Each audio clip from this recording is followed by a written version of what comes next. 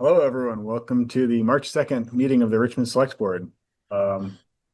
First, we have public comment, but I'm going to make the first public comment. I think there's been Jack just after the agenda went out. In item E is worded a little funky, so it sounds like we're going to talk about the stop signs and the merits of having them or not having them. And our only intent was to formally receive the petition tonight as the first step in the process of warning that special meeting and getting that process going. So we're not going to dedicate any time to actually discussing the merits of stop signs or speed humps or flashing lights or any of that, but we will spend some time talking about what that process will look like to have the meeting where we'll discuss it. So I just want to tell everyone that ahead of time. So if you were here to specifically talk about the stop signs, I don't want you to waste your time and then be annoyed with us when we get to that. But if you would like to stick around, we would appreciate that too. Point of clarity on that, if folks were here and wanted to still give a public comment in the beginning, they can do that then. Sure. Mary. Very cool. Everybody knows the town report's a little late. I'm sure that won't happen again. On page 39, the Richmond Assessor's Office talks about the common level of assessment to be 85.30. I think that sucks because when we had the reappraisal done in 2023, I don't know anybody's rates who went down, anybody's property value. And then second, if you please, on page 40, the Richmond Selectboard report. Our most arduous and important undertaking this past year involves our continued desire to mandate and to ensure all residents have the opportunity to have their voice heard. What I have to say neither asks for nor requires a response. And I don't care who likes me or not. Let's get that right out there. Since it is the 250th anniversary of our country, I find it interesting that there was no offer of being grateful for our country anywhere in this entire report. Thankful perhaps for what we have in the Select Board report, nothing. It would be nice to say the Pledge of Allegiance of the flag now through the 4th of July, but the initiative should not be coming from me. Rather, it should have been an organic act. Thank you. That's very. Any other public comment? Any additions, deletions, or modifications to the agenda?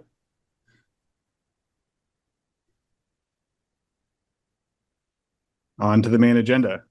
First, we have reminder and need outreach to seek volunteers for all appointed town positions.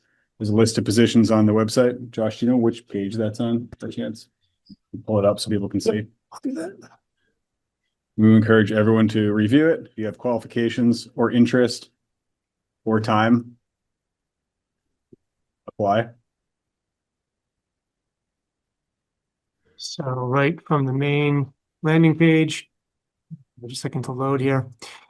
If you go to boards and meetings, go to all committees and board members, and we have some information here. Serve on town boards, commissions, and committees. A bunch of information here about the openings, when applications are due, and the entire process. Thank you.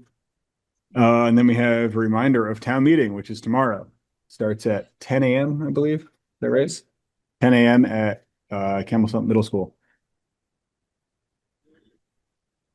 Next, we have consideration of approval of an agreement for engineering for the Southview Stormwater 3-acre permit, an update of discussion with Vermont A&R regarding progress on submitting the NOI. So this is an agreement that the board actually authorized myself as town manager to enter into for up to $50,000. It took a few weeks for Watershed Consulting to send an actual agreement. Got that end of last week. Figured I'd bring it to the board for review for approval for this evening. It does come in at $50,000. There are some additional items in there that aren't covered. So if there's additional, looking at other options that aren't already, so basically he wants to look at the options that we already have started and kind of build on that, get the NOI submitted. If we start adding new options in and going down other avenues, there's some additional charges there. But assuming we sort of stick to where we've already been working at, it'll be $50,000. That's included in the packet. And then we also had a meeting this morning with the Vermont Agency of Natural Resources regarding the progress on submitting the notice of intent. So I can provide some updates to that if you'd like. That'd be great. So what they're looking for, they acknowledge that the town and the homeowners have worked diligently to try to get to this point. They understand the delays that we've encountered and they're flexible with that. They have a really hard deadline of August 31st. So they want us to submit a formal written request, and they've submitted me or provided me with some items they want to see in that request. So by the end of this week or next week, I'll get that to them. They want it by March 16th, but I should be able to have it to them earlier. We talked about reimbursement for up to $25,000 of engineering incurred so far, so I'll get that turned into them as well. We also talked a bit about the timeline with the notice of intent. It needs to be submitted and finalized by August 31st. Andres put July 31st in the agreement to get it in. We did talk about sort of a verbal of getting that in sooner than that because there is some feedback that we need from the state. And then there's a public comment period, so we need to allow some time for that. July 31st becoming a little close, so Andre, So the August 31st would be, that's when it has to be done. has to be finalized, comment period over. Comment period over, reply from the state done. So Andre said he's going to strive for June 30th. And that's going to be our goal, is to get it in by June 30th. So that would allow us 2 months of comments back from the state, any revisions we need to make, and then public comment period. So yeah, I think it was a good, productive meeting with the state this morning, that they're very open to helping us still secure the grant funding and get the NOI submitted on time. So That's good news. yeah, The reimbursed 25,000 is in addition to the 50,000 being contemplated now, or? no, so they just said that, so basically there's $30,000 of the grant money that can go towards engineering. Okay, And they said that assuming certain milestones have been met, we can get $25,000 reimbursed now, and the additional 5,000 when we close everything out. So I'm going to have a conversation with them about what milestones do they need to see to make sure we've met those, and then get reimbursed for whatever we can get reimbursed for. Yeah, might as Right. well. Yeah, Good. start that process. So they're kind of just releasing 25,000 of that 30. That's it, yeah. And they had an option where they could pay in increments. I was just gonna wait till the end to get paid back all at once, but since this is delayed and they're like, yeah, you can get some money now. You might we'll as well submit for that. put the money in the bank, and We might as well have it rather than the state. better to have cash flow, right? Yep. What's you got, Craig? You look- well, there are a limited number of engineers to review these things at the state level. That has always been the bottleneck. So the sooner we put it in their hands, the greater our chances of success. So maybe somebody at the town level can monitor the progress of that as it goes along. Yeah, I'll be working with Andres to make sure we kind of keep it moving. And the state did acknowledge that that is always the bottleneck, is trying to review, but they're going to put this application as well as others that have that firm August 31st deadline. They're going to try to prioritize them as much as possible to get feedback to us quickly. Thank you. I don't have the agreement or the proposal in front of me, but it looked like the pieces that would be additional or T&M would be things that are outside of Andre's control and be kind of Right. things that the town would control. So for example, you'd said changes to scope or Right. design criteria. If we decided we want to do something completely different than what he's proposed, then that would be additional time. Which seems reasonable. I mean, it seems, I don't know, like normal design. You'd start with like a schematic design, you get onto a kind of DD design development set with like 50 or something, 50%. And then you have your construction drawings that like you're close to done. And then you have like your, Greg knows all this, but you have like a Yeah. conforming set that's like kind of an as-built and finalized and everything. And we are past the schematic design where you can cheaply make changes Right. and not be paying for their time. So I think we're well into the, design development phase where it's reasonable that we would have to pay him to change direction. Yep. All the parties should understand that what we're doing is what we've said we're going to do and have been saying we're going to do. And I think the pressure to make changes would come from a recalcitrant landowner. Doesn't like the location of something, but it's best that we lock in the design and just move forward. That's because the more complete it is when it goes in, the better the review will go. And the more likely we are to meet that deadline too. I think if we change things, it costs money because it takes his time. So, Yeah. my understanding, I mean, is there anyone from Southview who wants to weigh in? My understanding is I think everyone kind of realized the constraints they were presented with and wanted to move forward. Anyone? Paige? Hi, sorry, yeah, I'm trying to can never figure out where to raise my hand. Yeah, I think everyone is ready to be just done with this, so. Maybe that's a better way to put it. Yeah, I think we've sort of done all of that, but over the summer and sort of learning where everything was going to be and any concerns that people had. So I don't expect there to be any changes wanted. And then just last thing, I just want to comment that it was a good meeting today. I was on the meeting, but I was a little annoyed with the state that I've asked and asked and asked, and they weren't forthcoming that we could have gotten this 25,000 now, or even 6 months ago. And that was sort of one of the big forks in the road for everything, where do we keep pushing to get this forward, to get these grant funds? And you probably could have gotten this 25,000 because we're far enough along, but that ship has sailed, and it's good news no matter what. We'll try to get it. I think everyone's just ready to just move forward and just get the permit in, so our properties are unencumbered.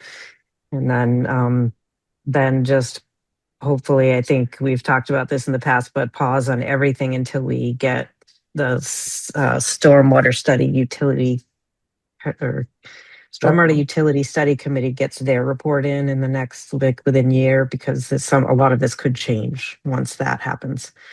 So, Sure. Not to have excavators there this summer, but wait till some of the dust settles with the other things on the legislature side. Yeah, I think it would be to our advantage to maybe not move fast on this. But... Yeah, on construction. Yes, exactly. Yeah. Oh, Caitlin, did you want to say something formally on the record? No, I am recusing myself from this because I live in Southview. Yeah, Caitlin has moved and walked to the audience, but she never formally said that. So, does anyone else have anything to add, or do we want to vote on it? What do we think? Adam, this is Bart. I move to approve the agreement with Watershed Consulting to complete the work to submit a full notice of intent for the Southview Stormwater 3-acre permit. This is Greg. I'll second that motion. Any further discussion? I just want to thank all the parties involved for their continued patience as we. None of us, I didn't mean to put a pun in there. This is a trip none of us has enjoyed partaking on. And I just want to mention again that we were forced into this situation. We didn't take this journey by choice. Yeah. Well, fortunately, because you haven't enjoyed this, you'll be forced to deal with it for many more months. So, anything else? All those in favor? Bart, aye. Greg, aye. David, I. Adam, aye. Let Andres know. Can I give you an epilogue? Sure. Mary Gould, I'm very disappointed in the entire legislature and the state senate because they did not push back one iota. If the folks in Southview had issues with drainage and water, they would have come to us and said, I got a problem here. Making up a story with no funding to back it up, an unfunded mandate, is BS. I'm tired of these people that we elect to office offering no pushback. None. Thank you. Thank you, Mary. Next, we have consideration approving participation in the Climate Smart Communities Initiative grant, which focuses on flood hazard mitigation activities. And I think we have Caitlin here to talk about it. Yes, hi everybody. Thanks. So you'll see in the packet, I submitted a letter of support that I drafted that would be signed by you all, the select board, and Josh, if you are indeed interested in continuing to have Richmond serve as a formal municipal partner on this grant proposal. It's not going to be a huge amount of funding, but as you can see outlined in the separate email, the items that I'm hoping to accomplish with this in partnership with Friends of the Newski River would help fill a bit of a gap that in terms of advancing flood resilience in across private parcels rather than some of the larger municipal investments that I know Richmond is scoping at this time. So yes, if there are any questions about what the overarching project would aim to accomplish, happy to answer those, or the expectations around what the role that Richmond would serve, happy to answer those questions as well. Yeah, Josh is just pulling up the info you submitted so that everyone in the audience can see it.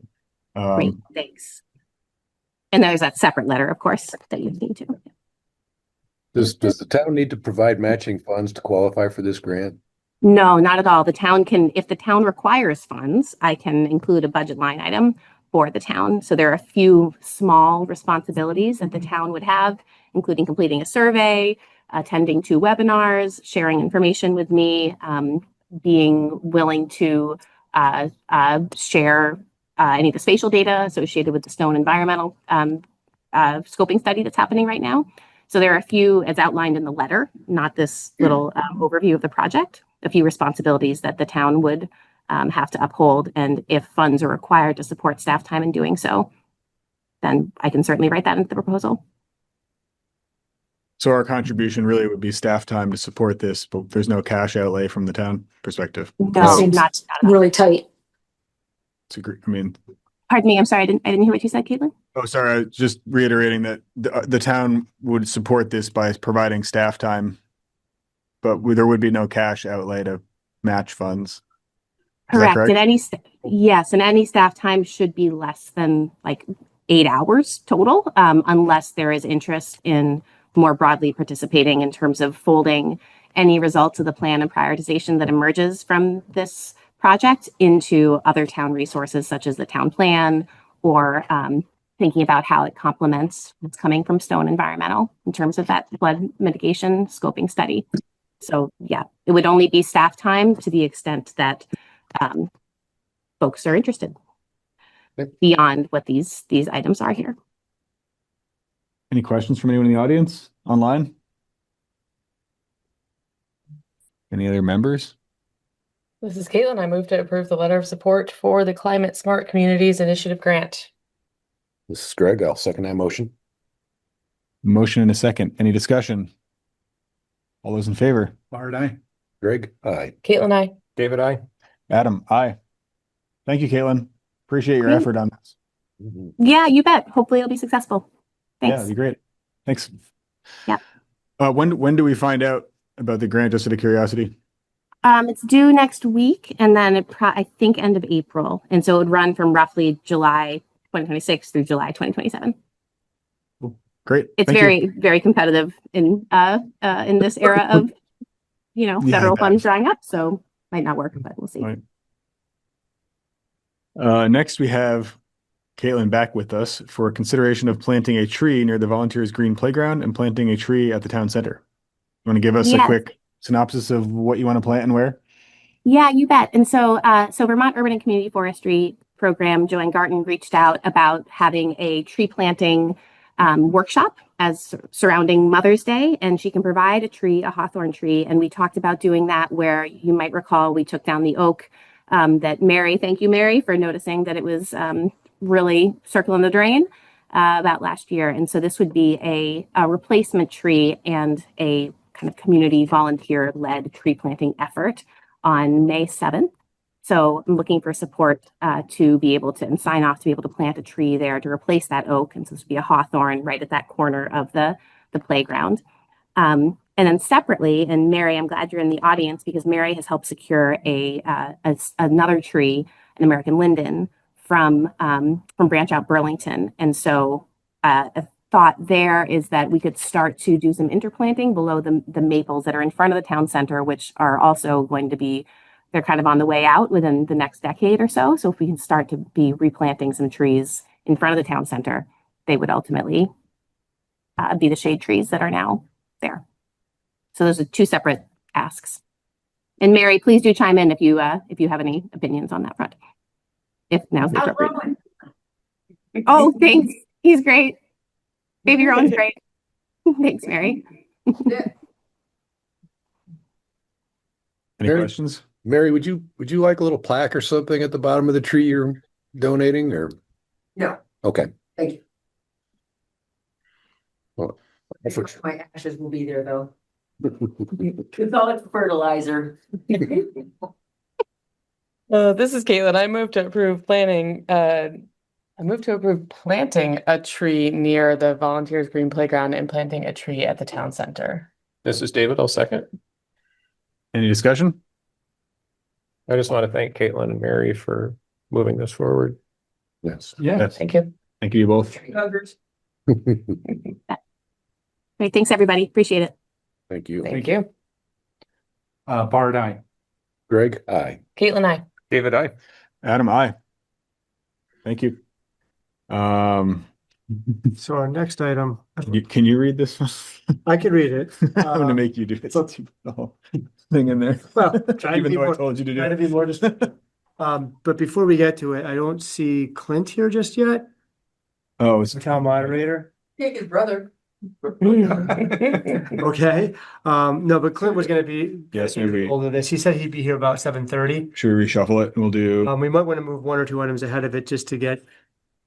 Yeah, well, he's on his way from another appointment that he had. yeah, we'll just start, Yeah. we'll just start going down the list until it Okay. gets here and then we'll put it Okay. next. Yeah. So we're going to postpone F until Clint arrives. So we'll be on to G, which is acknowledgement of receipt of a petition opposed to the traffic ordinance amendment that would allow four stop signs 2 more minutes, okay, sweets? at Huntington Road and Bridge Street to be installed where the roads intersect with Thompson Road and Cochrane Road. And then discussion of next steps. So actually, Clint's here. Do we want Oh. to rewind? Yep. Sorry, I'll read it if it makes it easier. Go for it. Okay, Okay, we're back to F. so we'll rewind and go back to F. Okay, so item F is review of procedural process at town meeting and procedural options specifically related to Article 3. Shall the voters of the town of Richmond adopt the following pledge? We affirm our commitment to freedom, justice, and equity for the Palestinian people and all people. We oppose all forms of racism, bigotry, discrimination, and oppression. We declare ourselves an we declare ourselves an apartheid-free community. And to that end, we pledge to join others in working to end all support to Israel's apartheid regime, settler colonialism, and military occupation. So do we want to start with, I don't know, town meeting in general? Our moderator's here. He can give us, he has a speech he'll give tomorrow morning, but you have to give it tonight for town meeting in general and then move on to Article 3? Or how would you like to proceed? Clint, what would you like to do? Would you like to, Yeah, I'll. yeah, just give us some, Come up and talk. give us some procedural Sure. insights, I guess? Well, it's the same set of instructions I will give tomorrow morning. And I thought I would just kind of go over them and perhaps answer any questions that might. Mother would take your head off.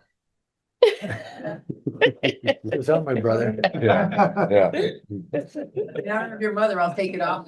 There we go. I think your brother did it, so. So this is the preamble that I give. If I have it here somewhere, here it is. So I'll pretend you all are the audience. I'd like to go over some procedures that have been historically used, but bear repeating so we're all on the same page. The meeting, this town meeting, will be conducted using Robert's Rules of Order, except where superseded by Vermont state law. That's how the statute reads, that we use Robert's rules in which to conduct our town meetings. There's only really two incidences that Vermont state law supersedes that. One is to do with paper ballots, and the other one has to do with the reconsideration. All remarks or motions should be directed to me, the moderator, and remarks are be confined to the merits of the question. So tomorrow, when we move an article on the floor, those comments need to stick to the merits of that question, not other things, the merits of that question.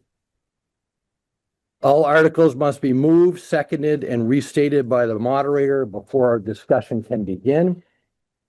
And all motions and amendments are to be made in the affirmative, such that clarity is assured.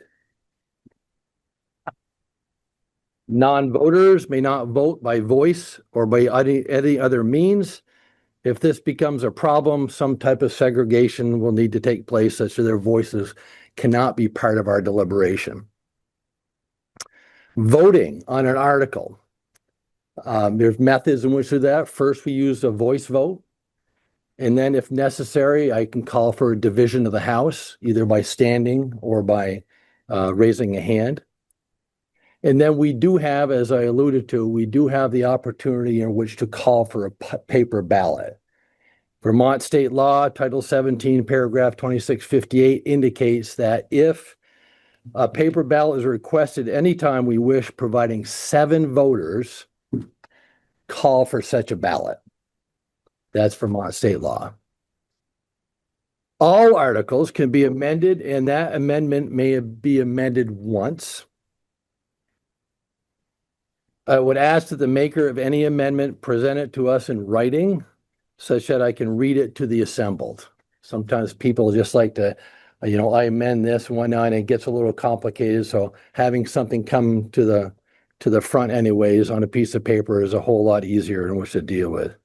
Again, please make sure that any amendments are made in the affirmative, such as clear and succinct. Ensure any amendments are germane as well to the original article. We don't want to substantially change the intent of the warrant article. For instance, example is given is that the article is to buy a dump truck and somebody wants to change it to a grader, right? That's not what was warned. It needs to be germane to that. An amendment must be reasonable to achieve the purpose of the warrant article. There is no revote or reconsideration on an article once we have declared the vote and the next article is announced. State law prohibits the town from reconsidering an article once it's voted and the assembly has begun work on the next article. Now, a word on Australian ballots. Changes in state law in 2008. Title 17, paragraph 2640C allows discussion of warrant articles at town meeting, with the exception for voting on town or school officials. As precedent set, voters have the right to ask for this discussion, not the select board, not the school board, not the moderator. I would ask for a motion to discuss the article, have the discussion, entertain a discussion, to cease the discussion. And then at this process, you were making the choice of whether or not to discuss an article on Australian ballot. I perceive this could be in play when we get to charitable contributions and those type of things. If somebody has a question or something that can be brought up at that point in time. When the moderator recognizes you, please stand and state your name for the record. It's going to be important, especially with Suzanne, as she doesn't exactly know everybody. So if I can't quite hear it, please make sure that you state your name clearly. There'll be a roaming microphone that's handed around to people that want to talk. And I had a discussion with the Board of Civil Authority at noontime today, and I think we are going to put a microphone on a stand in the middle of the aisle. And we'll probably queue people up in which to talk at that point in time. It's a little bit easier than trying to scan the audience from the right side all the way up to the bleachers and figure out who put their hand up first and those type of things. So we've done that in the past, and I think that might be appropriate for tomorrow's meeting as well. The maker of the motion, the person that moves the motion onto the floor, has a right to speak first. Then citizens have the opportunity to speak twice on the motion. Robert's rules does provide a time limit of 10 minutes on a speaker. And I will say tomorrow as well, if there's no objection, we'll limit the speaker to 5 minutes. If we need to go beyond that, we can ask the body what they want to do. And I'll remind the speaker of elapsed time. Robert's rules also restricts the reading of printed material and prioritizes conversational, germane debate over the reading of prepared scripts. That's what we're trying to achieve at town meeting. So no speeches and those type of things. Just to back up just a little bit, the citizen has the right to speak twice on a motion, but everybody gets to speak once before you get to speak again. And I'll try to keep track of that, or somebody will throw up a hand and say point of order. Because it was asked at the February 2nd meeting, select board meeting, about I think, tabling or passing over or those type of things. The proper term is to postpone indefinitely. And once the motion is on the floor, then it's the body owns the body owns the article at that point in time, and they get to decide what to do with that. If someone brings up the opportunity in which to postpone indefinitely, it does require a second. The merits of the question, the original question anyways, they are debatable. So at that point in time, the merits can be debated. However, when you postpone something indefinitely, that's not amendable. So we're ultimately, after the merits of the question are debated, we will then vote. It's not amendable. We'll vote on that. It can only be applied to the main motion. It requires a simple majority to postpone indefinitely, according to Robert's Rules of Order. The results on the article, if the results on the article to postpone indefinitely pass, then it could be added to a future town meeting if the select board decided in which that's what they wanted to do. If it doesn't pass, then in essence, the article is killed at that point in time. And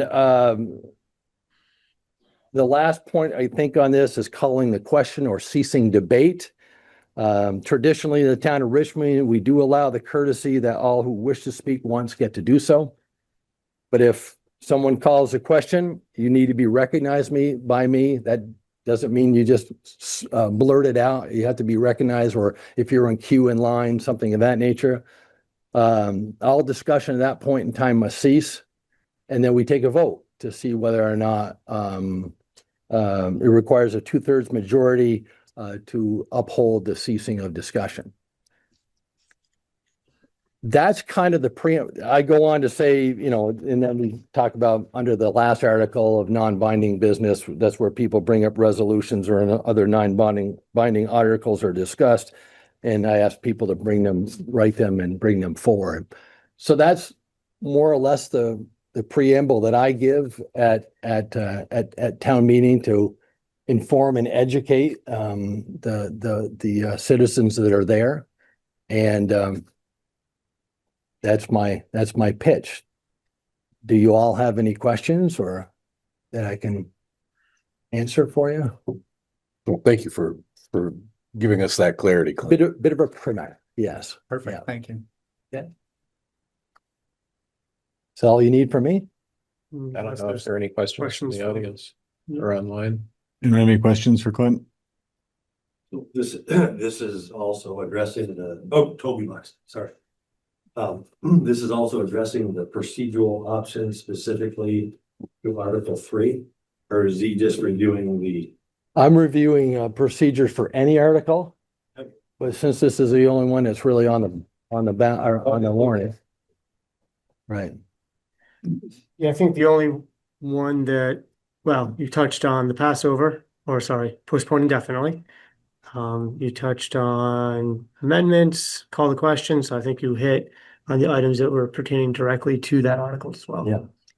And if we do call for a paper ballot, again, I consider that perhaps likely. But if there is a paper ballot, the Board of Civil Authority is prepared, in which they have a whole separate section that they're going to bring people through, and there could be, depending on how the discussion goes or whatnot, there could be more than one paper ballot. We'll have to see how that goes, but the Board of Civil Authority assures me that they have a procedure in which to handle things efficiently. So, in terms of the paper ballot, that is for anything that's being voted on. So if there's a vote to postpone indefinitely, a paper ballot could be asked for that. Yes, ma'am. If there's a vote to, pass the article or pass the motion, that could be a paper ballot. Anything that's being paper voted ballot on. as well. Yes. And so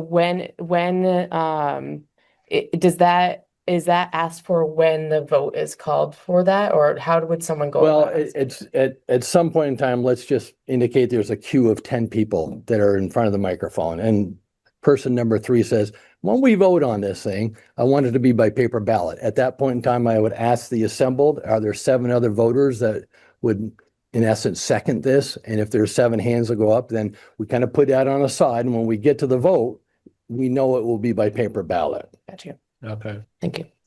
That's kind of how that works. And to your other point, if in the interim anyways, there's something to postpone indefinitely and somebody wants that by paper ballot, that could be as long as there's 7 people. And that's where you could get into, in which to deal with Article 3, you could get into 2 paper ballots perhaps. Depends on what the body would like to do. My job is to facilitate the will of the people. So. There's Yeah, I was a gonna- question in the chat. Want to read it, Bard? Can you explain what affirmative means for amendments? Yeah, that simply we want amendments to be clear to the body. So if we want to, perhaps I'll go back in time. No, that's not a good example. We're going to talk about Jack trying to zero out the police budget. That was not germane to the, but an amendment in the affirmative would be, I propose an amendment to add $500 to explore putting a new roof on the fire station, versus putting that in kind of a negative connotation where people get confused on what they're voting for. So it has to do with semantics, but just to ensure that it's clear that you're trying to vote something in a positive sense versus wordsmithing things. And we can help with that if somebody struggles with that. Gene? So I have a question about how you go about postponing something indefinitely. Does that happen before there's any discussion, or does it happen after discussion? The article needs to be moved and seconded on the floor, and then it becomes the bodies in which to work on. So it needs to be moved and seconded. So So it's it could- moved and it could be seconded, postponed. brought to It the could be floor, postponed then, indefinitely at any point. Oh, well, once we begin working on the article, but it needs to be moved and seconded. I think Gene, to your point, if the difference is it's moved and seconded, and then the first person in line says, I want to postpone indefinitely, that could happen. Or it could be the 7th person in line that says, Exactly I right. want to postpone indefinitely. So it can happen anytime after the second. all right, Maybe. that's what I was trying to figure out. So there could be discussion, there could be many people voicing their opinions, and then I could get up and say, I want to postpone this indefinitely. And then it Right. would go to a vote. Well, If it's seconded. no, because as I stated in my statement there, that when you move to postpone something indefinitely, the merits of the question are still debatable. So if person number 7 says that, we continue to debate that or to discuss that and let everybody have their speak. But when we get to the end, we're going to vote on whether or not to postpone it.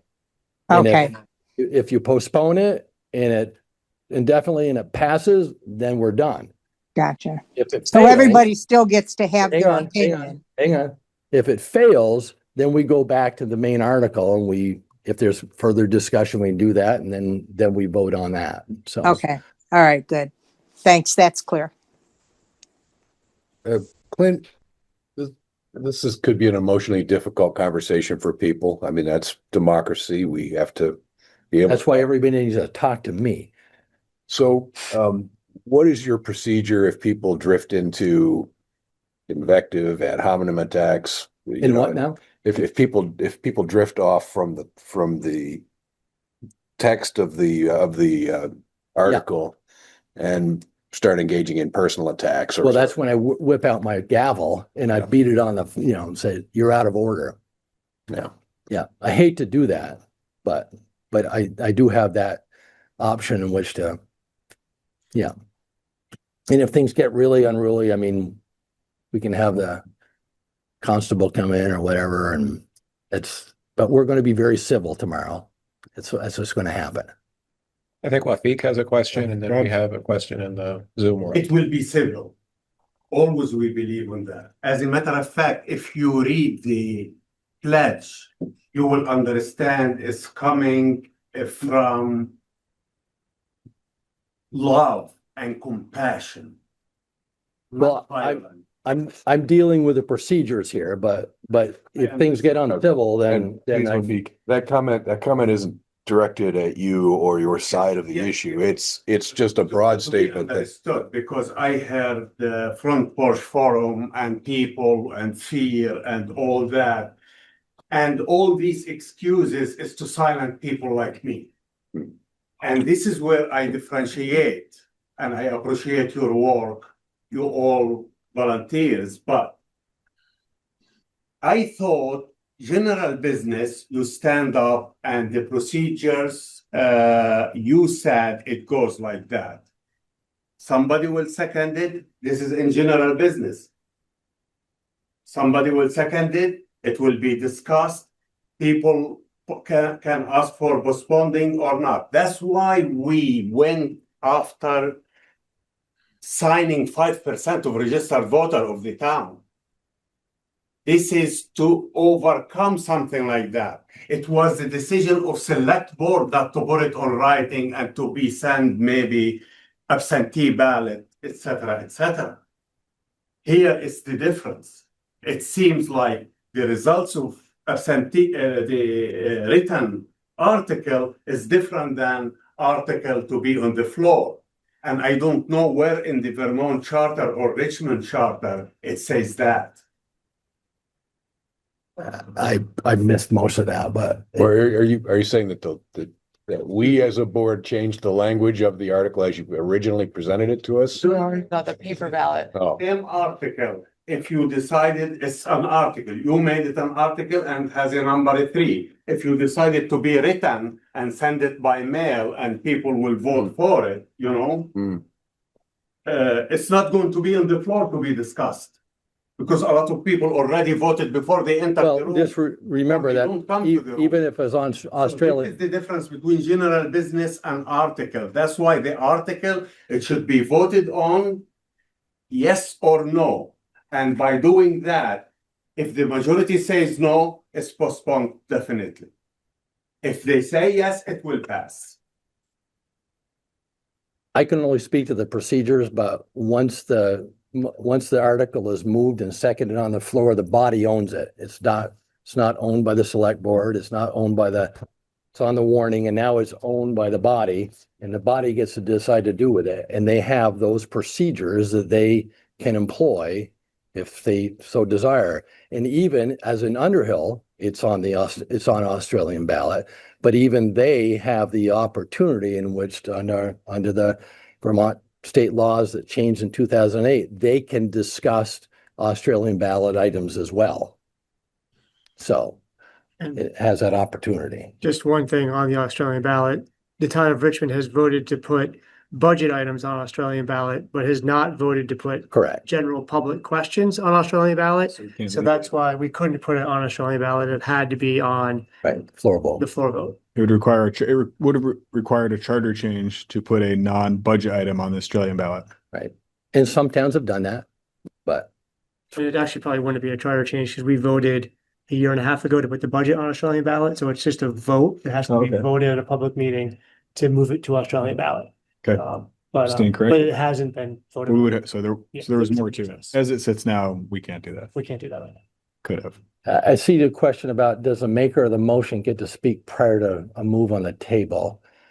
No, the maker of the motion, when we asked for the motion, a motion to put it on the floor, that person that makes the motion is who gets to speak. That's who I turn to first, as far as making that.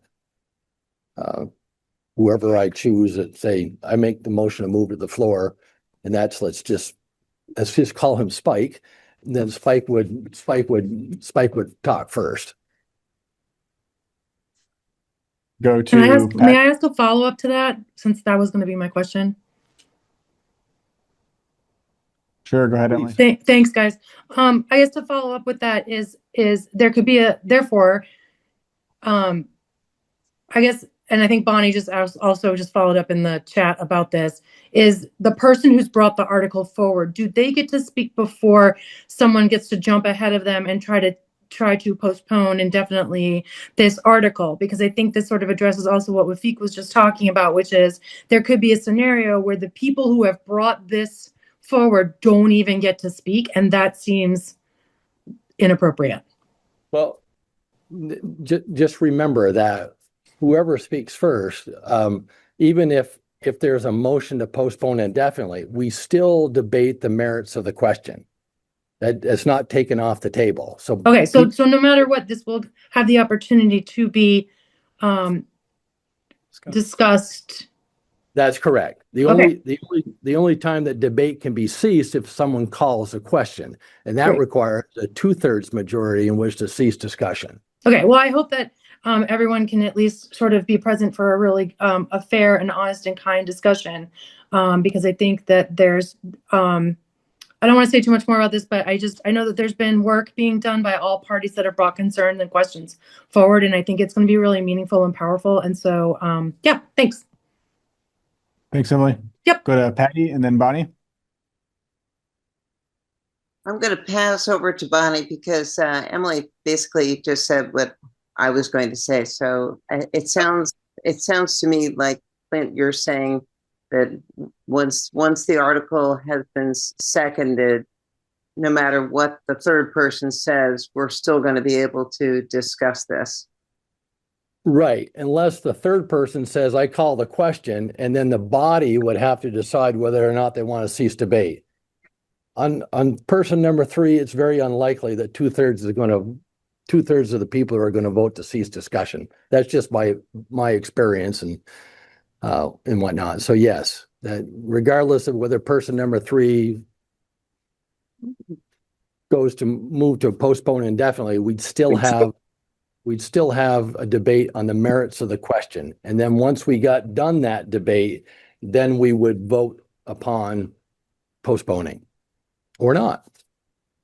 Okay, thank you. And even just to clarify that, even if someone asked for the paper ballot. Yep.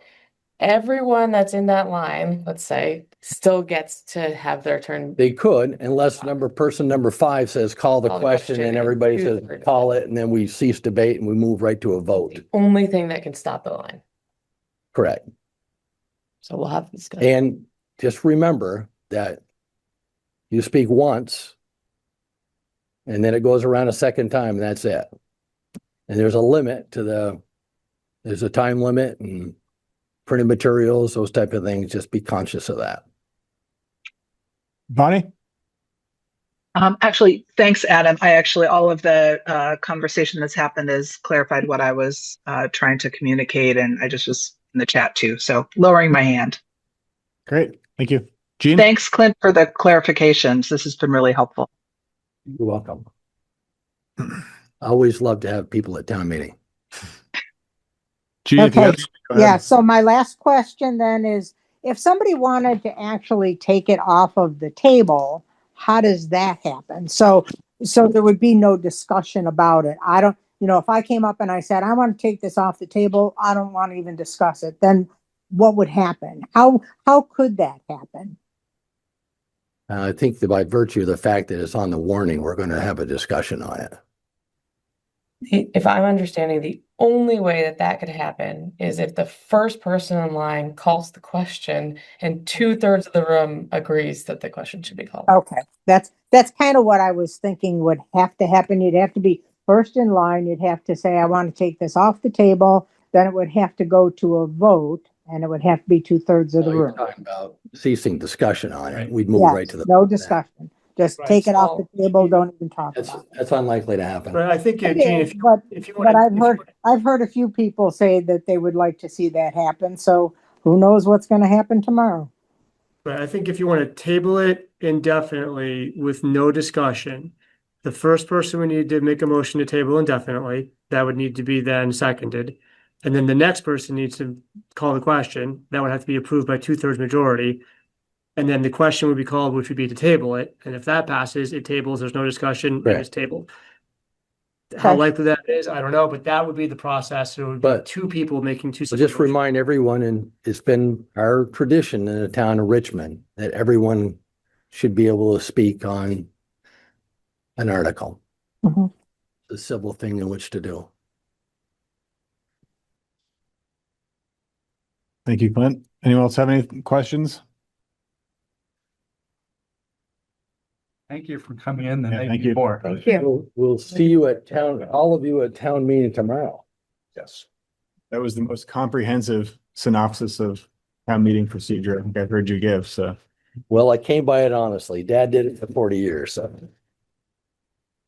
thank you very much. Just as we're wrapping up that section, thank you, Clint, appreciate it. I think that I've had more folks than I've ever seen wanting to understand the intricacies of town meeting day. And just that in itself is an incredible thing to see that people are invested in it and want to know how to navigate it and understand how to participate actively. And I did want to mention, the Secretary of State's website has a couple of great resources on town meeting and, you know. Well, I hope all 3,500 registered voters show up tomorrow. But somehow, That would be good. I don't forget that. On to the next item is 3,476 this year. Yeah. We just got that from Suzanne, so. If we had that turnout, we'd have a real problem in the space, but it'd be a good problem to We have. got to bring the Beacon Lake Range back for lunch. Yes. Thank you, Clint.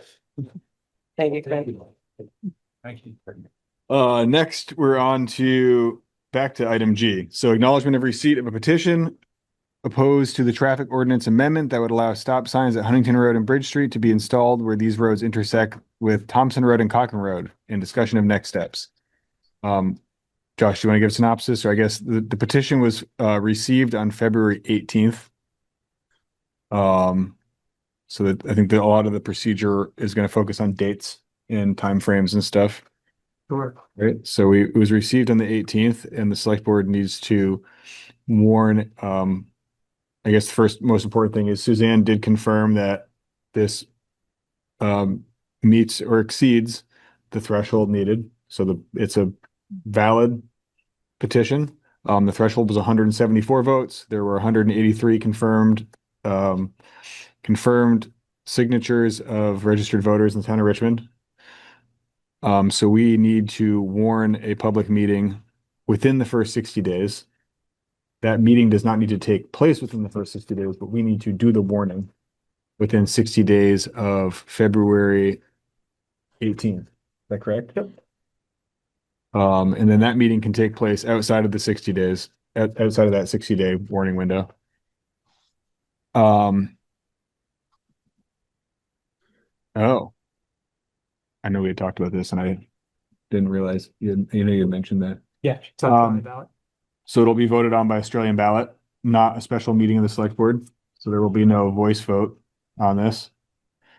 And then the vote has to be warned not less than 30, but not more than 40 days prior to the vote. You got it. What else we got? So we also have to have a public informational hearing, which has to happen within 30 days of the town meeting. So we'll warn that at the same time. We'll set a date for that. And that would be in person. And I would recommend maybe we do over at the library, just because I imagine there's going to be a number of people that want to participate in that, but there will be no decision at that meeting. It'll just be a chance for discussion. Sure. Let's see. In proposed wording from our attorney on this, even though the petition, as you see, just talks about the two changes, the two stop signs, there was a few other changes that we made to the ordinance in that amendment. A lot of those were housekeeping, just sort of some wording. These are the two major changes.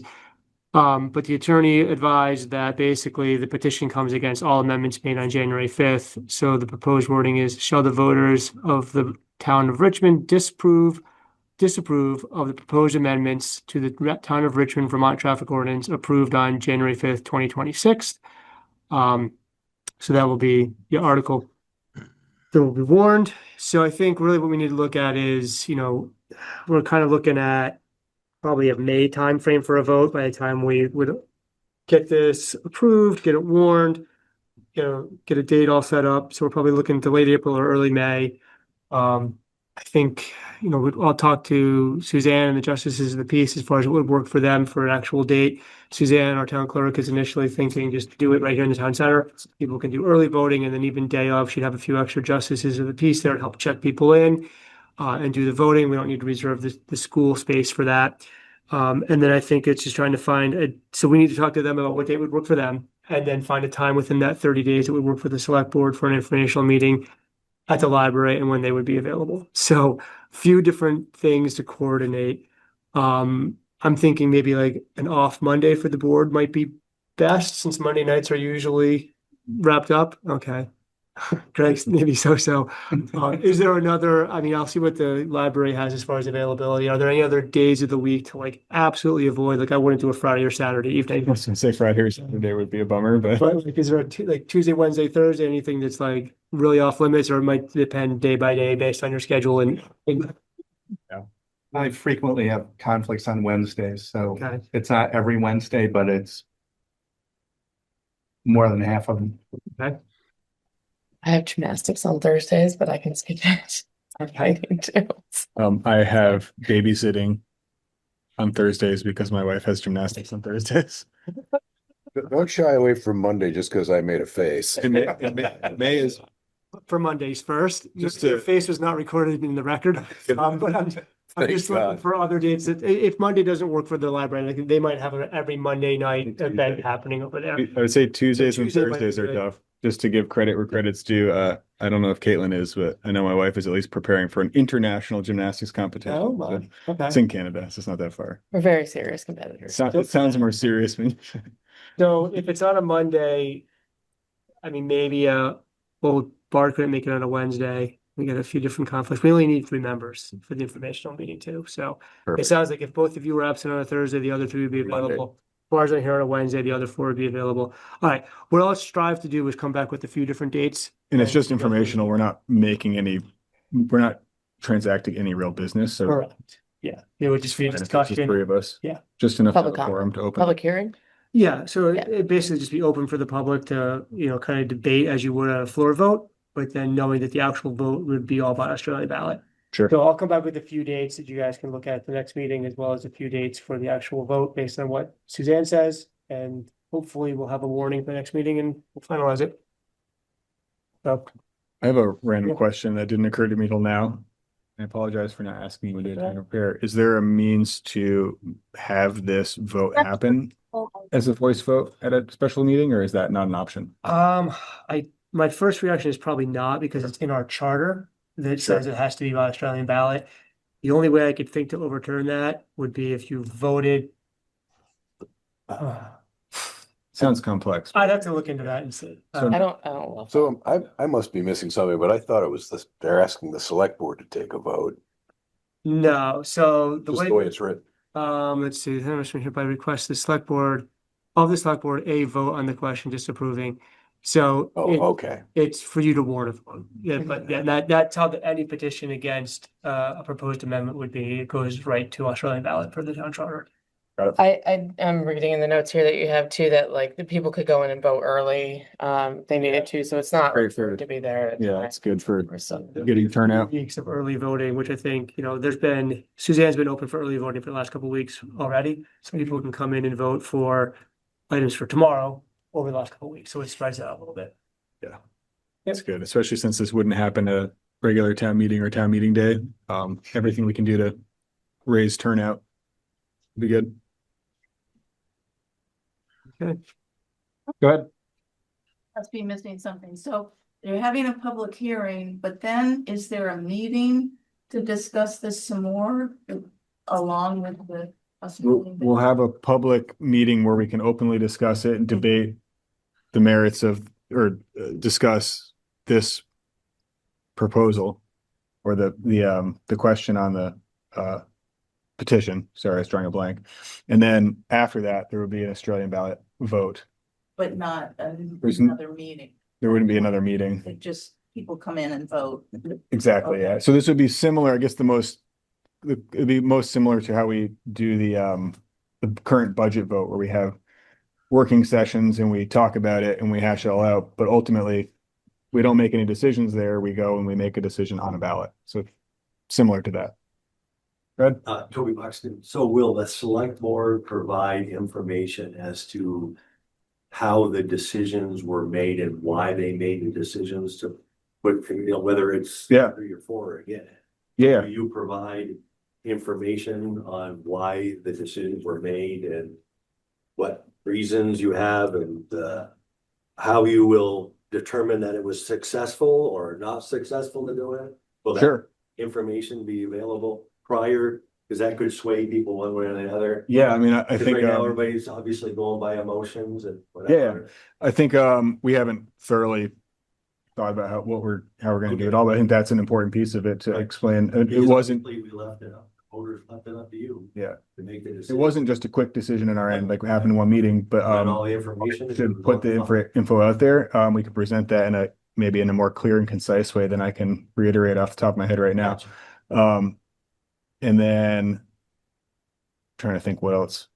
We have a timeline for how we talked about it. We talked I about just think it would be helpful, Yeah. in obviously the decisions that you've made, you established I guess means and methods to determine whether it was successful or whether or not will be successful. And I think having that information in there as well would probably be helpful to make a decision.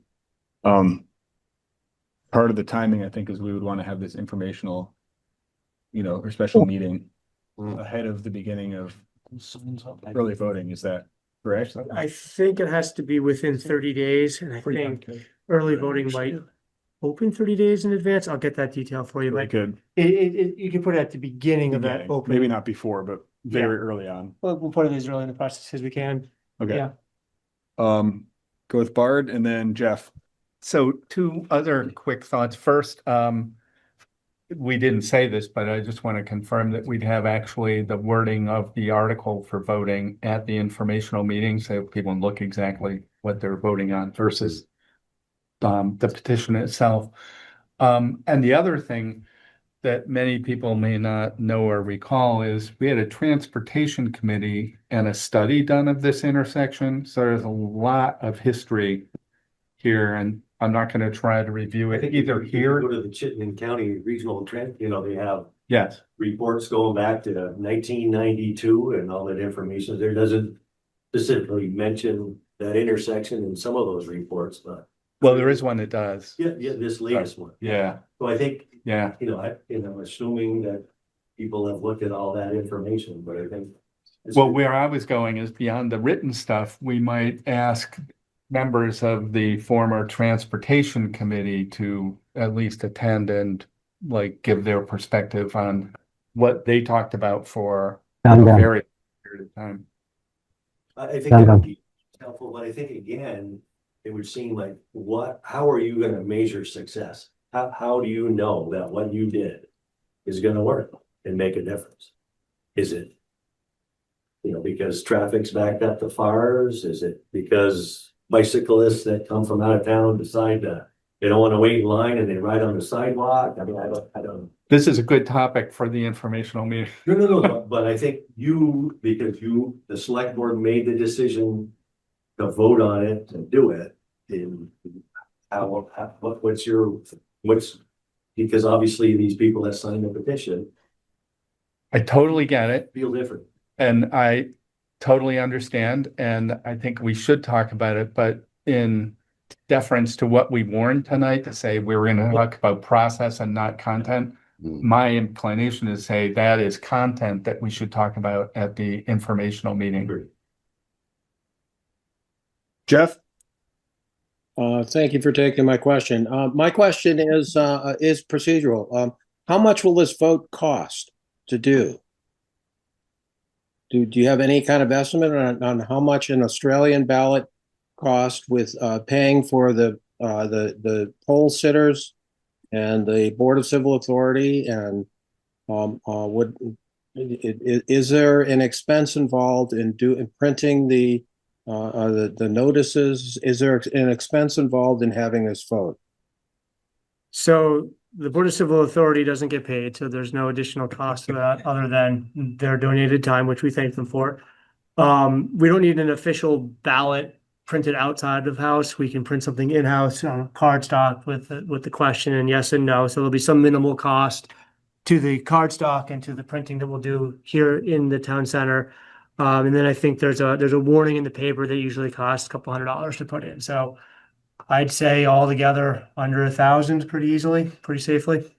Okay, and how much would it cost to put a stop sign at that intersection? I think Pete, it was under 2,000 or so. It wasn't a whole lot for the stop signs. That was part of the allure that the select board thought was, well, it's relatively inexpensive to try it out. And could the stop sign be taken out after a period of time if we didn't like it? I think that was part of the plan, was to put it in for a trial period. So I think that was possibly lost. So you do have means and methods to determine whether it's a success or not. And when you determine it's not a success, you'll take the signs down. Is that what you're saying? Yeah, I mean, to Bart's point, we don't want to talk about a ton of that tonight because we warm, but yes, yeah, sorry. I did. I opened the door. No, I thought Jeff was. Yeah, no, yeah, we can, yeah. Pretty slow. Thank you, Jeff. Jean.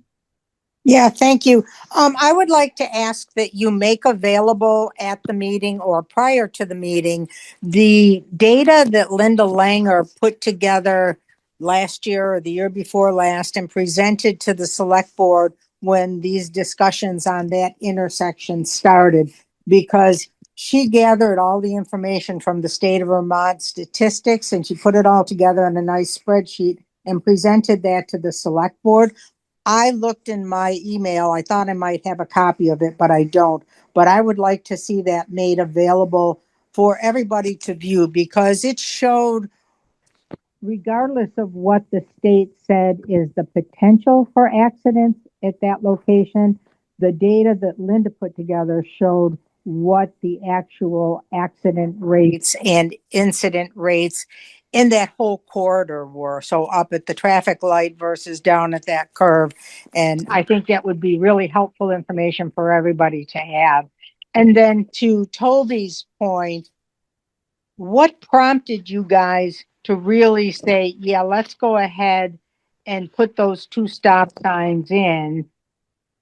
I have a feeling that it was based on the complaints of a very small handful of people that have difficulty crossing that intersection. And the few people that live over there that say everybody speeds through there. Well, everybody doesn't speed through there. So again, what prompted you guys to really say, yeah, Gene, we're done. We're not going to talk about that now because that would be along the same lines as our process getting through there. We can talk about it at the special meeting.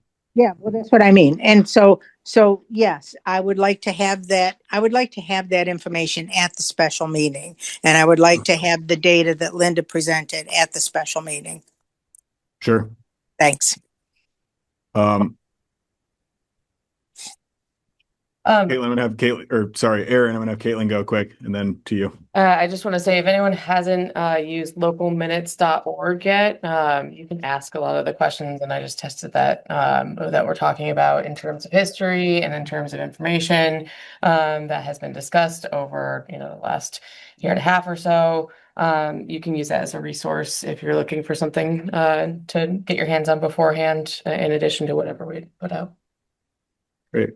And then I want to have Aaron go, but before that, I want to point out that Aaron's daughter, Annie, submitted probably the only piece of hard data that we have on this intersection in the last year. Did you guys get that? Yeah. But she sat outside and in 10-minute increments measured or counted the number of cars that drove down Cochrane Road on a school day and on a non-school day. Which her information backs up solidly Aaron's critique that any traffic study of that corridor should be done on a time when school is in session. So that was what I was going to say, is I think you should check the April school vacation dates for when you do your informational meeting, because if you're talking about doing it at the end of April, from the data we've collected, there's a lot of school traffic that maybe needs to go to that meeting. That was all I was going to say. Fine, thank you. Anyone else have any questions about the procedures or next steps that we're gonna take? I would encourage anyone, if you have questions about information or process or anything, to send us an email or reach out.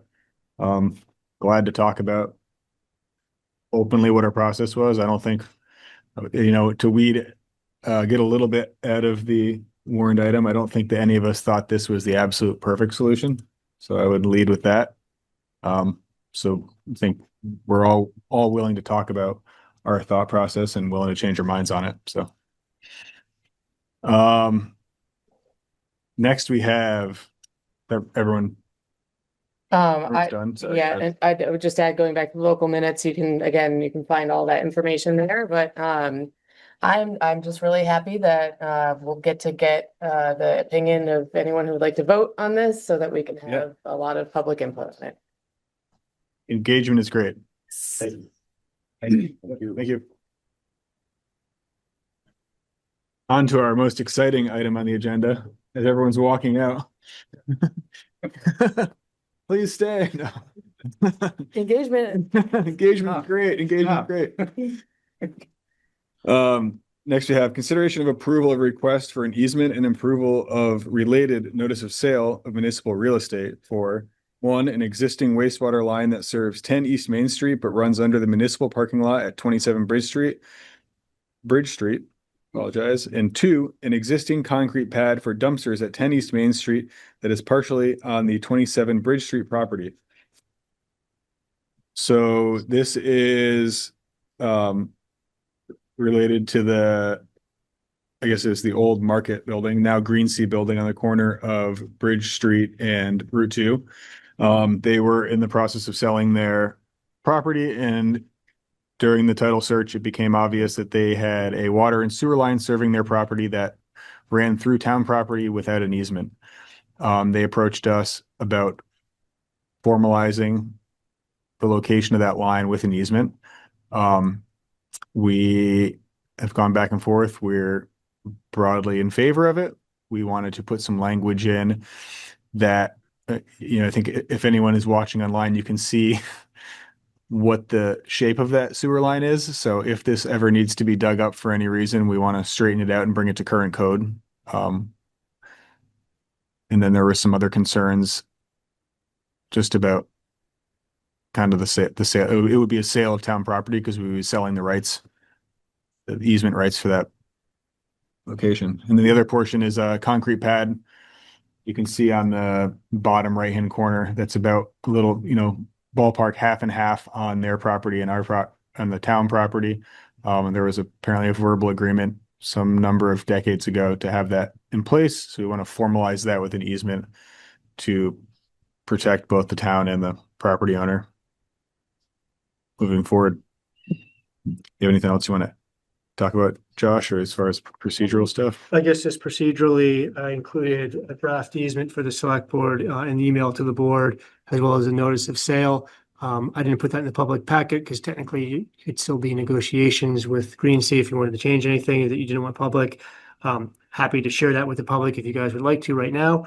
But the ask tonight is if you are in agreement with the easement, to make a motion to approve that easement and to post the notice of sale, and then we would get that probably next week into the paper. And then there's a 30-day waiting period after it's published.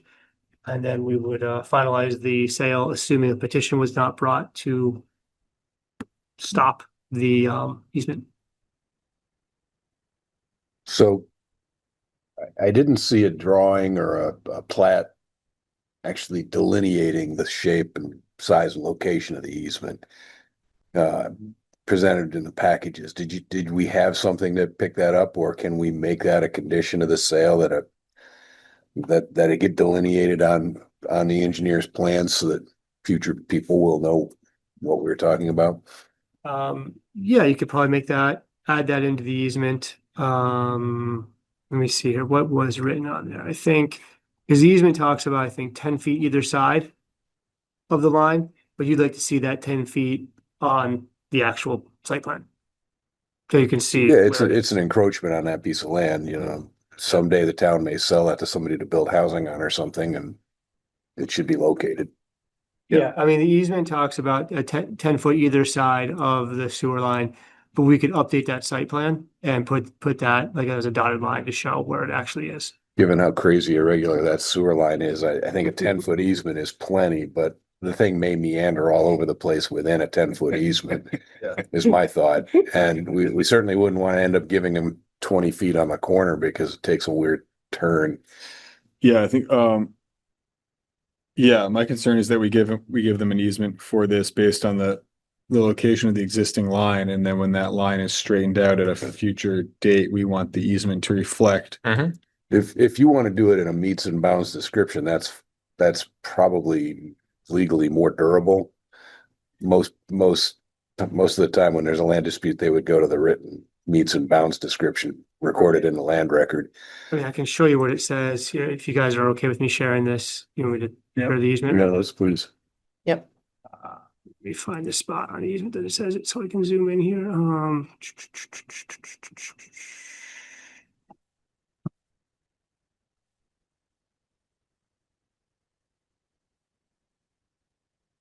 I've gone looking for these things before. And there it is.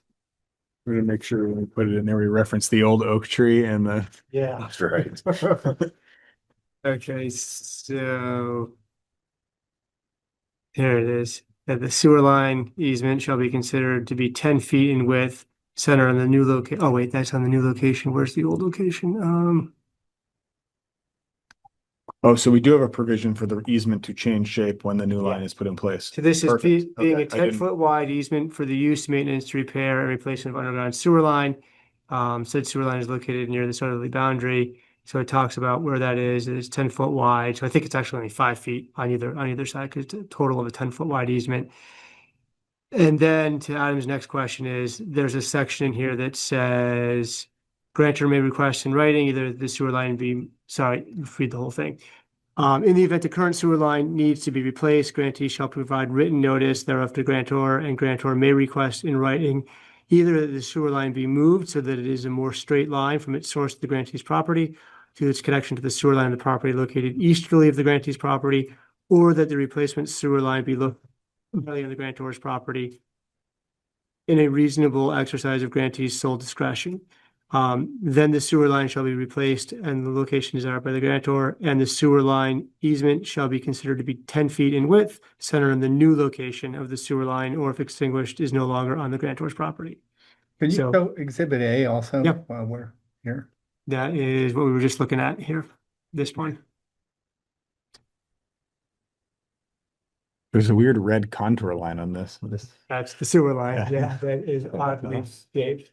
Yeah, so this explains why we want to have a provision that it needs to be straightened out if any work is undertaken. Yeah. Right. So I tried to cover everything in writing in the easement to address where it is currently, where it could be in the future, and how the easement would change in the future if it does get straightened out or be extinguished. This sort of apropos or nothing, but do we know the width of that line? I'm just thinking the 90-degree turn is bound to cause some level of problem over time. You'd think, but how long's it been there for? Yeah. It's like, I don't, It probably surges every once in a while. they probably don't even notice. Yeah, I mean, I'm sort of used to it saying beginning at a point at here and proceeding 45 feet to the west, and then heading down 10 feet and then returning to the point of origin or whatever, Right. that it would be a description that could ultimately be expressed graphically. I really am fully supportive of Green Sea Systems, want them to be in town, want to make this work for them, because I think they bring a lot of highly educated, highly paid people to town who end up being contributors to the general well-being of the city or the town. So I don't want to be difficult about it. It'd be nice if they just kind of put a box around the line and said, here. So I think Ben should be on the call. I think he said he was going to try to be. But what we could do, I mean, if you guys want to see that, we can get a more descriptive. I don't actually see Ben on the call. We could come back, we could ask them to put more description into the easement and update the site plan, and then just come back at the March 16th meeting to approve the easement. I mean, Rather than do that, I would just say that, prior to closing, just make it. yeah, I would like, I hear you, trying to keep it moving for them, but I also want to make sure if you guys want technical changes, I want to make sure that we do them to your satisfaction before you vote on it. Who's the engineer of record doing this? So this, I believe, was drawn up. So their attorney drew this up. What engineer did they have that cited it? I think they actually just had P&P or somebody come out and run a tracer through it to cite exactly where it was. And then their attorney updated the plan and then drew up the easement. Our attorney has some changes and additions to the easement. So that's where we're at with this. So if you want some more technical information, which I think is fair, No, we can add that and come back to you. I'm going to back down and just say if both attorneys are satisfied, I mean, I don't want to make a federal case out of this. I really don't. I see your concern though. I mean, generally Yeah. easements reference a property line and lines and corners or monuments or something. Something that can be recreated by a surveyor in the field. Yeah. And it'd be a little hard to do that because everything's located relative to an underground object. True. So you got to dig up where you think the easement is to find out where the easement actually is. well, I can tell you if they lamped that line, that the twists and turns are approximate. They're probably not super precise, right? So it's okay. I mean, It's the best they can do with it, but doesn't. Yeah. I mean, I think they got it pretty good. Initially, we thought it actually ran from this location diagonally down to actually south of the manhole. So that's when P&P came out and whatever device they have to trace this, I think they ran something through it. They got it a lot closer than we had it. It would be traditional for that connection to drop into the sewer manhole. Yeah. And, to land at a structure as opposed to wying into that line. I don't know how that even works gravitationally, but. Well, some of the history of this, so this actually used to actually all flow down to Pleasant Street to the south. Yeah. And so it all flowed through here and then down and out the back of this property. Mr. Dro, their neighbor, decided he wanted to have a direct line to Route 2. At that point, Green Sea said, well, yeah, we'd like to just connect into your line. So when they hired the contractor, this is where it kind of came in. So he just added it straight into the line. There is a catch basin here, but it really wasn't already lining up. So he still has that because the neighboring property comes out to that basin, then it flows south, but he was able to sort of tap in here and keep the contour going downhill. I agree with you, trying to figure out how it goes downhill this way and then back around is a little bit of a mind bender, but it does seem to work. Okay. I agree with you, Greg, though. Anything municipally managed, you generally have it go into a structure and every elbow and Y would be, you'd open up the manhole and you'd see it. So if there's a clog, there's only straight sections of pipe connecting things together and every curve is exposed. So it's a little funky. Yeah. Only serves one house. So I guess it's. Yeah. And if this was that was a fully private project too, if they put this in. Oh, was it? Yeah, because it's a private line from Green Sea and it's a private line from the Dro property.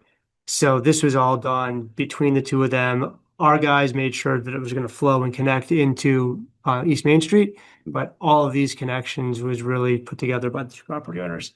But I think they tried to do the best they could with where it was. But we did talk about this on the walkthrough that having a clean out somewhere would be helpful. And I imagine they probably didn't know where it was until they dug it all up and were committed. That is all true. Yeah. Because initially they thought based on the plans that it actually connected down here somewhere. So I think they were thinking about trying to create something there. They got them in there, but then when they dug back, they're like, oh, it's right here. So they were able to figure it out from there. So what do we want to do with this? We want to amend it? Tweak it more? What do we think? I don't think it adds any value to the town to continue this process beyond. If the lawyers are satisfied, I'm satisfied. Really. My only other question is, they seemed amenable to covering our attorney's fees and recording fees and all that. Right. So that was in the motion where it talks about quitclaim deed in exchange for the town's expenses in conveying the easement. So that would be attorney's fees, and I would also want to include the publication in the paper, because it'll probably cost us a couple $100. So Cool. it's probably $800 to $1,000 in attorney's fees and another 200 or so in the notice in the paper. But that'll be covered in your motion prior to final conveyance. This is Caitlin. I move to approve the conveyance of a 10-foot sewer line and access easement to a concrete pad to Green Sea Holdings LLC across the northeasterly boundary of the town's parking lot located at 27 Bridge Street by quitclaim deed in exchange for the town's expenses in conveying the easement, to authorize the posting and publication of a sale of notice of municipal real estate for the same, and to authorize the select board chair and town manager to execute the quitclaim deed, notice of sale, and any other instruments necessary or advisable to close on the conveyance of the easement. This is David, I'll second. We have a motion and a second. Any more discussion? Art, aye. Greg, aye. Caitlin, I. David, aye. All those in favor? Adam? Aye. Sorry. That's okay. Jumped and I would just clarify that, the sale of municipal real estate, we are not actually selling any real estate, but we are technically selling rights to that piece of property. And so we use that process legally to notify everyone. But we're not selling any real estate. We're just selling the easement for a minimal fee, basically our costs. So if anyone's confused as to why it says sale of municipal property and we're talking about an easement, it's because we're selling property rights. Next, we have consideration of approval of a contractor to make repairs to Old Jericho Road, a class for a road currently used as a walking trail, which sustained damages to the trail and bridge in the 2023 flood. The cost of these repairs are also eligible for reimbursement by FEMA. Give us a synopsis. So it's a class 4 road. It comes off of Southview, goes into the woods maybe half mile or so. It's primarily used as a walking trail, a biking trail. In the 2023 flood, there was some erosion to the actual trail. Some culverts were washed out, some slope erosion into the creek that runs next to it. And there was a footbridge at the end of this trail that continues on to, I think, another portion of the trail and onto a trail on the private land. That had some gabions that were inside the channel of the river or the creek, but those got totally washed out. The bridge fell down. So this is covered by FEMA, and the total project would be to restore the trail, and restore the bridge without having the gabions in the channel of the creek. It'll be sort of supported on a higher elevation above the creek. So the total cost of engineering and construction is $132,000. FEMA's covering 90% of that, which is about $120,000. There's a 7% cost that'll be covered by the state, which is about $9,000. So the total that would be covered by the town is 3%, or about $4,000 for this total work. The quote is from MSI Trucking and Site Work for $117,350 to do the repairs and repair the bridge. We did receive 5 bids, so this was a very competitive quote, and it's a company that the engineer has worked with on similar projects in the past and found them to be very competent and good at what they do.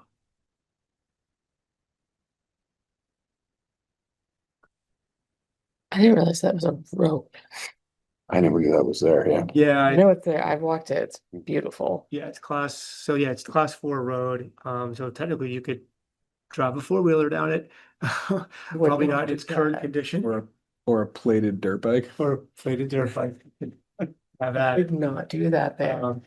Yeah, some of these are turned over as legal trails. Trying to think if I think this one Old Jericho Road might actually be a legal trail. So that was an old road, but it did change classification to a legal trail. Whereas this one has been continually kept up as a class 4 road. It's in the inventory of town roads. It's not part of Southview or, yeah, okay. Right, it's not privately owned. The town still, and that's why FEMA is able to cover it, is because it's still a legal road. Seems like a bargain to the town. Yeah. Yeah. All right. I just have a real hard time. I told Josh this, spending $182,000 on a bridge for walking. bargain or not, just obscene. No matter whose money it is, just seems obscene, but It's a nice bridge. it Yeah. is. You can't use the road without it. I do get the, because it ultimately ends up going through some private property that you're allowed to walk on, I think. Doesn't it ultimately pop back out on Jericho Road? Yeah, pops back out on Jericho Road. Nice. It's, I mean, you can't really use it unless that bridge is there because you can't just like walk through the river. Like it is a big gap. It's a big bridge. It is. It's pretty significant and it's beautiful.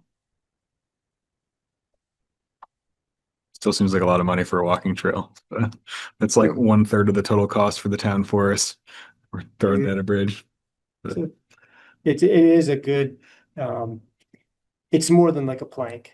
yeah, I mean, it's a real over- bridge. Yeah, I guess that's my point. It it's like doesn't 30 seem like a lot of money for that bridge. It It's just seems like 30 feet long. overkill on a bridge for small. So what do we get for some sawhorses, cinder blocks, and a couple pressure treated Just 2 planks? ropes, one up high and one down low. Just, wheel yourself across Yeah. like that, like we do over in Asia. Yeah, exactly. Then on bridges like that, they're a little sketchy. Yeah. Mr. Chair, this is David. I move to enter into an agreement with MSI Trucking and Site Work for repairs on Old Jericho Road in an amount not to exceed $117,350. Just Caitlin, I'll second it. Any further discussion? All those in favor? Bart, aye. Greg, aye. Caitlin, I. David, aye. Adam, aye. Next, we have consideration of approval of a liquor license for Papa McKee's Market and Beverage and an outside consumption permit for Papa McKee's Pizzeria. They are requesting a second-class liquor license and an outside consumption permit. Second-class liquor license is a license to sell beer and wine to be consumed off premises. So this is in addition to their first and third class license they have now. Is that correct? So Richmond Market and Beverage, I don't think has a first and third class because they don't serve anything on site. Oh, right. Sorry, I'm First getting the one- two confused. Yeah, the first one's for Richmond Market and Beverage to sell beer and wine to be consumed off-site. And then the second one is an outside consumption permit, which is in addition to Gotcha. their first and third class licenses, which is consuming on-site. And then the reason this is coming up off schedule from their liquor license is most likely because Papa McKee's requested an outside consumption permit at some point years after they had their liquor licenses. So they renew annually, not all at the same time. Yeah, they renew annually as it comes up. I was gonna say they apparently have been doing this right along, right? I mean, Oh, I've I think said out there. we approved this last year too. We have to Yeah. annually. Every year, the liquor licenses and the outside consumption permits are up for renewal, and usually they're ahead of it by a month, so we can get it approved and they can continue uninterrupted operations. Good point, Craig. Yeah, They had this permit last year. This is not new. So they it's because I'm a noob here. haven't been, That's all they've right. been in compliance. They've not. Does the market have a plan for controlling access to the consumption area? Are they gonna rope off that little front No, patio? that's separate. or- That's for Papa McKee's. So we have No, it. sorry, it's two separate ones. I Oh, confused Nothing's that. changing. So I the, see. the market just needs a license to sell beer and wine to be consumed off premises. And Papa McKee's wants an outside consumption permit. Completely separate. Mr. Chair, this is David. I move to approve a second-class liquor license for AGS Vermont Incorporated doing business as Richmond Market and Beverage. This is Bart, I'll second. All those in favor? Bart, aye. Greg, aye. Caitlin, I. David, aye. Adam, aye. Mr. Chair, this is David. I move to approve an outside consumption permit for LJM Enterprises Incorporated doing business as Papa McKee's Pizzeria. This is Bart, I'll second that. All those in favor? Bart, aye. Greg, aye. Caitlin, I. David, aye. Adam, aye. Something happened. I know every year all the liquor licenses would come as a batch. And then did. something happened and they became staggered. I can't remember what happened. Yeah, I'm not exactly sure what happened either, but yeah, for a while they all used to come at once and now they're staggered.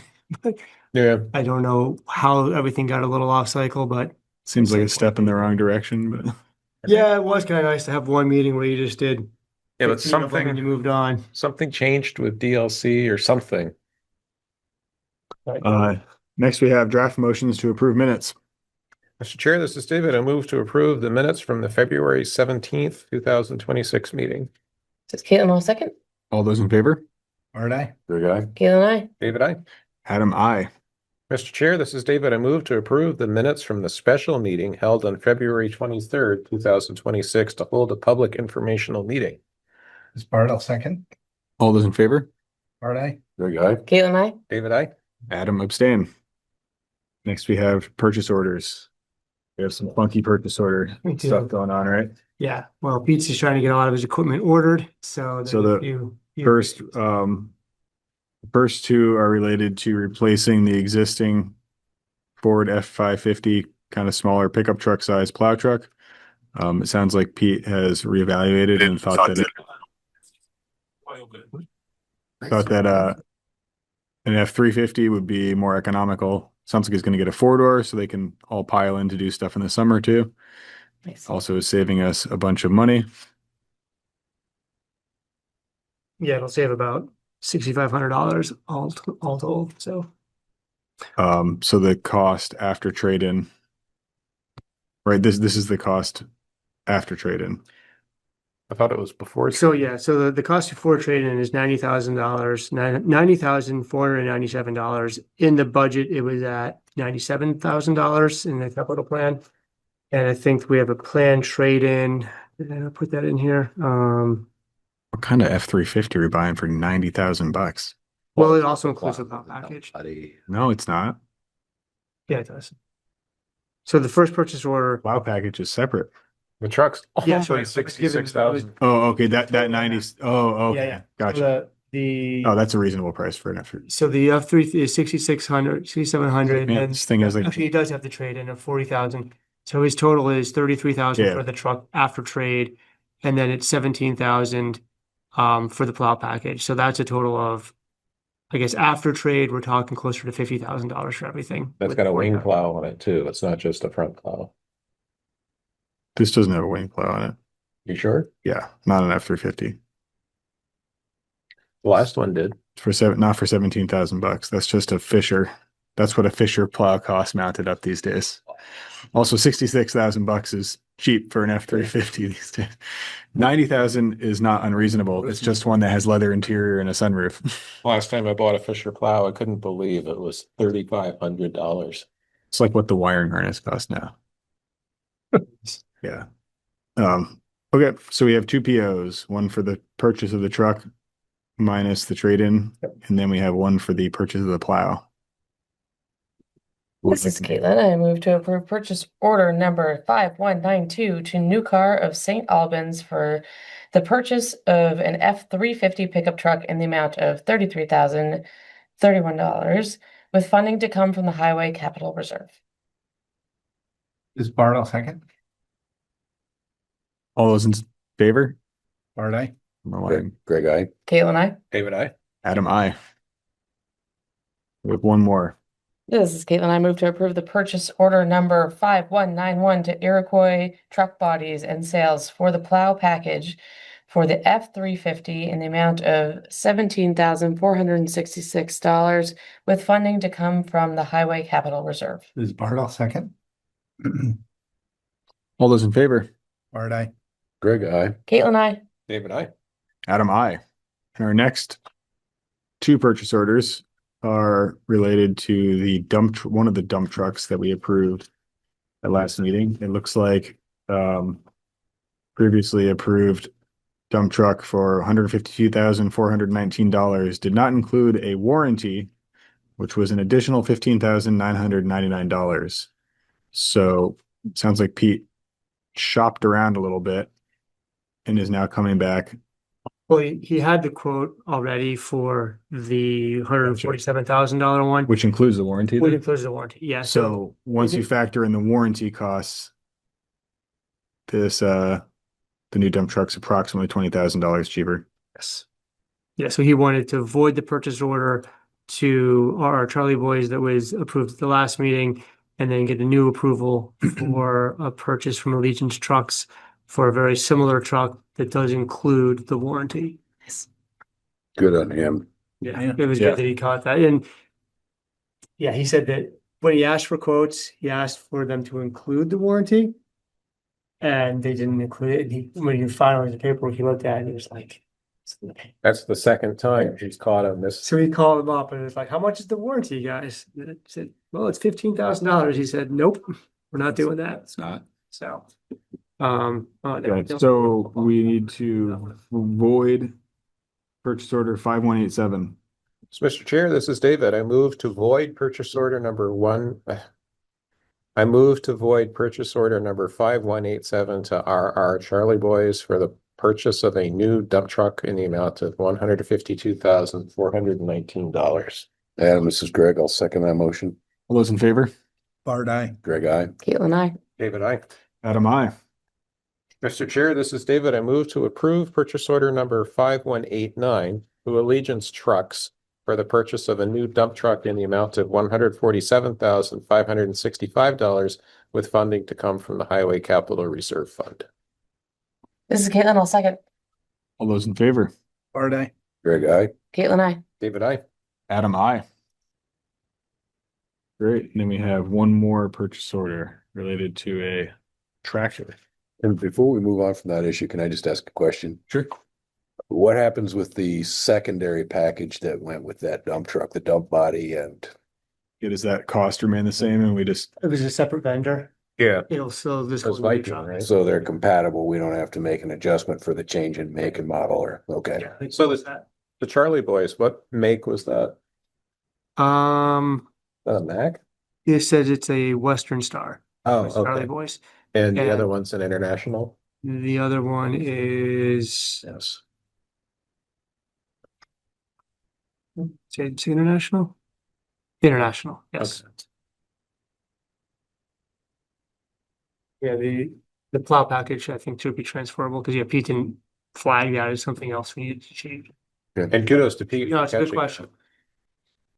Yes, no, Pete's very good and thorough with that. So glad he caught it because There was a time a couple of years ago when we accepted a bid and then Pete was reading it and they didn't bid it correctly and they said, oh, no, that's an additional, I don't know, $8,000.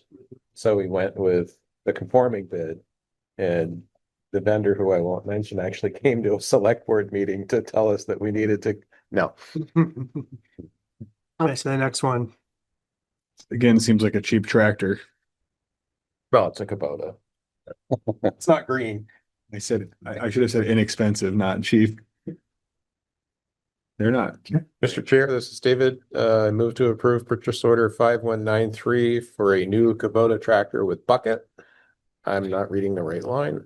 No, Mr. Chair, this is David. I move to approve purchase order number 5193 to Champlain Valley Equipment for the purchase of a new tractor with a bucket in the amount of $16,758.58 with funding to come from the Highway Capital Reserve. That is a low price. Well, but again, he's included the trade-in price. Oh. So I think that the full price is $29,000, and then he's got It's a very small tractor too. a discount, a trade-in. Yeah, I think- It's a large lawn tractor. Yeah. right. It's nothing gigantic, but it fits the need that he uses it I for. was picturing like the one that like the ditch mowing tractor. Oh, that one? How does he get these deals? No, that's not what we're buying with this. I think we bought that one. That was new last year or the year prior, but that's much more expensive. Yeah, no, this is a small one that he uses for smaller jobs. We have a motion in a second. Do we have a second? Do we have a second? Do we need a second? Bart, I'll second. We have a motion and possibly 2 seconds. All those in favor? Bart and I. Greg, aye. Caitlin, I. David, I.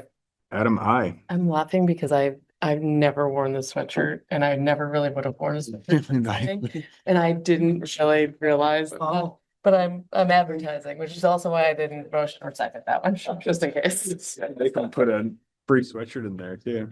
Kind of swag we. I love this sweatshirt. It's the best. Probably do give them free sweatshirts, just Pete's got to get them rightfully so. That's it. Body. Champlain Valley Equipment used to loan us Kubotas for the Stowe Car Show for years and years and years. They were a wonderful contributor. We love our All Kubota. right, and then did you guys do, no, warrants, not We yet? still have to do warrants. Mr. Chair, this is David. I move to approve the warrants. It's Bart, I'll second. All those in favor? Bart, I. Greg, aye. Caitlin, I. David, I. Adam, aye. Items for next agenda.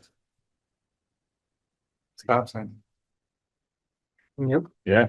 Yep. I mean, I don't think it's going to hurt to discuss this more than one time ahead of the informational meeting. Town meeting recap. Yes. First item is going to be electing officers in reorg, right? Organizations. I think it's fair to venture a guess that if at least one person votes for all three of us that are up for election, we'll have the same makeup of the select board. This is a hell of a write-in campaign. Yeah, it's possible. Yeah. Anybody but. We'll still Make my day. I will say that this is completely off topic, but in like 7th grade, we had to do class elections and someone organized. So one of my best friend organized a writing campaign for, instead of picking any of the annoying kids who ran, picking squirrel and writing it in. And squirrel won, and the teachers are just like, we tried so hard to educate everyone and everyone just wrote in squirrel. So it's possible. Oh, you remember the steps? Oh, I remember it. Josh. The lesson stopped. Yeah. That was a different goal. Yeah. Civil disobedience. We need a motion to adjourn. Is that where we're headed here? Oh, do we need anything else for agenda items though? So we have elections, we have stop signs, Well, yeah. anything else? Town meeting recap. Yeah. I mean, do we want to dedicate any time to actually talking about the merits of the stop signs and other options in the timeline, or do we only want to do that informational session? No, because it's good. I mean, it's gonna. No, I think we should just do the public If hearing. the agendas are under, if we're gonna get done before 8:30, we'll toss that in there to burn up a half an hour. Well, maybe you defer to it that way if you got time. Yeah, no, I say that jokingly, but I not. think you might want to consider, because we'll hopefully have everything ready to warn the vote and to warn the public information session. Maybe devote 10 minutes to what do you want to have at that session? Yeah, that's There were okay. some That's a ideas better way I to think put that it. Came up. Yeah. That way we're not talking about whether it's good or bad. So we want desired. And full disclosure, I sent something to you guys, which is based on the Bardock sort of policy analysis with the criteria, and then you sort of score the two different or rank the two different options. And a lot of it boils down to what do you value? Like, Yeah. if speed of vehicles through the intersection is the highest priority, then you'd rank that higher and maybe you wouldn't put in stop signs. It's all hypothetical. I think that's. And your highest priority was safety of vulnerable users, is what they say in transportation lingo, which means bicyclists, walkers, and wheelchair users. If that was your highest priority, you'd do the stop signs. So a lot of this is not, in my opinion, a right or wrong answer. It's what are our priorities or the voters' priorities. So what I could do for that is put a few things in the packet, like the original study. Yeah. Try to find what Jean was referencing. I don't recall off the top of my head statistics she was referencing, but I'll try to find that. I'll include Bard's chart, and then you guys can say include it, don't include it, or how about this as well? And that gives us a starting point. And Annie's data. Yeah, we'll include Annie's data. That was well Interesting. done. I was looking at I that. think you should invite her to. Yeah. Or data. Sure. Well, yeah. A Well, four-way, the public information section. a four-way stop in Vermont generally is considered like a regular four-way with stop signs is considered efficient up to 450 to 600 cars per hour. And the highest we see on here is about 350. So I guess the all the concerns about stop signs aside, it's like, the appeals here that it'll back traffic up, and the traffic data doesn't back that up. But that's all. They used to say, how do you paralyze Vermonters? And put in a four-way stop, but I guess that would be insensitive in today's climate. I think four-way stops are bad in Vermont until you go somewhere where they're not used to them, and then you see a four-way, and it's like, at least here it's like two. You go. No, You feel like, leaf peeping season when it's all out-of-state cars in the Williston four-way stop. Man, that thing backs up. Yeah. Never. I've had more public input on this one issue, as far as people coming up to me at church and whatever, Yeah. It's astonishing how deeply committed people are to their positions. It's both ways too. It's not clear to me that there's a clear majority. No, we'll find out. Yep, I love that. Yeah. You know what I really love about this? I love, and we should include this in the next agenda, all the information about how many times we talked about this and how many different studies were done and how much data was there that, you know, what led us to finally making the decision so that it could be talked about more, so that I am really excited that there's a vote, to then make the final decision. That sounds great. Final decision, which is just for this decision, then we can come up with other plans that people don't like. I love My kids are adamant that we put in more speed jumps, they call them. jumps. Want more speed jumps? Great. Not really selling the case on that one. Adjourn, move to adjourn. I second the motion to. All those in favor? Bart, aye. Greg, aye. Caitlin, hi. David, I. Adam, I. Thank you, everyone. Thank you.